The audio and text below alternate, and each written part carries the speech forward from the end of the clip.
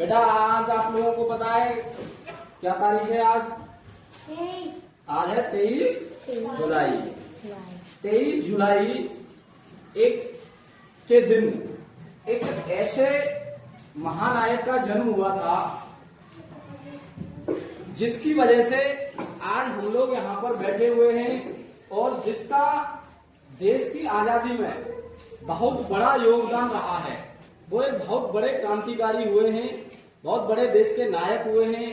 और हमारे साथ समस्या ये है कि हम लोग अपने नायकों को, देश के जो हीरो हैं उनको भूलते जा रहे हैं। आज हम लोग जो बात करेंगे, आज हम एक ऐसे ही नायक की बात करने जा रहे हैं जो देश का हीरो रहा है और आज भी देश के हीरो हैं, जिनकी शहादत को आज भी याद किया जाता है। आज उन्हीं चंद्रशेखर आजाद, नाम सुना है आपने बेटा? आप लोगों ने नाम सुना है? चंद्रशेखर आजाद, इन्हीं की आज जन्म जयंती है। आज ही के दिन इनका जन्म हुआ था। जब ये छोटे से थे, 14 या 15 साल के रहे होंगे, तब देश के जो राष्ट्रपिता महात्मा गांधी थे, उन्होंने एक आंदोलन चलाया था, असहयोग आंदोलन। उस आंदोलन में इन्होंने सक्रिय भूमिका निभाई थी। तो इन्हें अंग्रेजी सरकार ने 15 बेंत मारने की सजा दी थी। उस समय 15 बेंत मारने की सजा इनको मिली थी। और जब इनके ऊपर अंग्रेजी सरकार बेंत मार रही थी, इनकी जब 15 बेंतों से चमड़ी उधेड़ दी गई थी, तब भी इन्होंने हर बेंत पर, जब बेंत पड़ता था, ये नारा लगाते थे, भारत माता की। हर बेंत पे इन्होंने ये नारा लगाया और उसके बाद इन्होंने ये प्रतिज्ञा की कि मैं जीवित अंग्रेजी सरकार के हाथ नहीं आऊंगा। उसके बाद इन्होंने एक एसोसिएशन बनाया, एक क्रांतिकारी संगठन बनाया, हिंदुस्तान सोशलिस्ट रिपब्लिकन आर्मी नाम से, जिसके सदस्य सरदार भगत सिंह भी बाद में बने थे। और उसके द्वारा इन्होंने देश में बहुत सारे नए नए क्रांतिकारियों को जोड़ा, जिन्होंने देश की क्रांति में अपना पूरा सहयोग दिया। जब सैंडर्स ने, लाला लाजपत राय पर जब लाठीचार्ज हुआ था, तो सरदार भगत सिंह, चंद्रशेखर आजाद, इन लोगों ने उनको मारकर, उस अंग्रेज अधिकारी को मारकर बदला लिया। उसके बाद जो जलियांवाला बाग का जो हुआ था, आपको पता होगा, जलियांवाला बाग हत्याकांड हुआ था, है ना? जो जलियांवाला बाग हत्याकांड हुआ था, उनसे इनका पूरा खून खौल उठा था। जब इन्होंने ये प्रतिज्ञा की थी कि मैं इस देश से अंग्रेजों का समूल नाश कर दूंगा, ये एक बहुत बड़े क्रांतिकारी थे।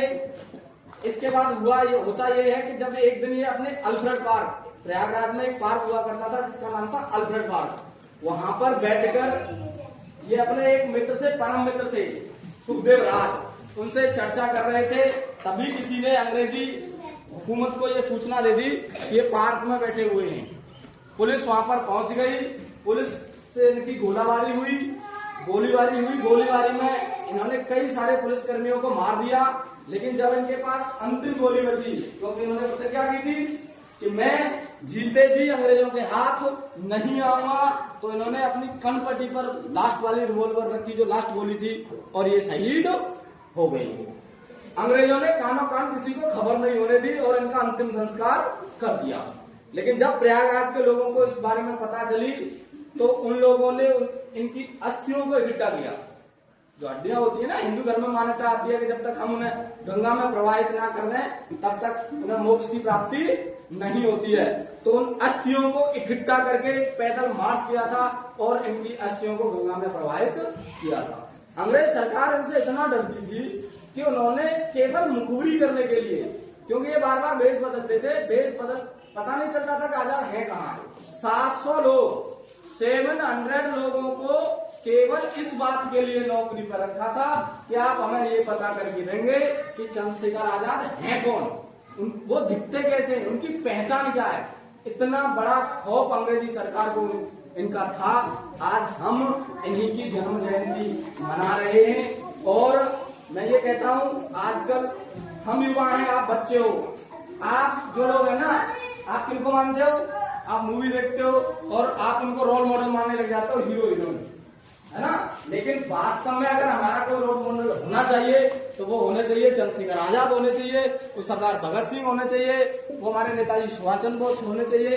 आज के दिन ऐसे महान पुरुषों उनमें से एक है चंद्रशेखर आजाद। हम उनकी जन्म जयंती पर उनको कोटि कोटि नमन करते हैं।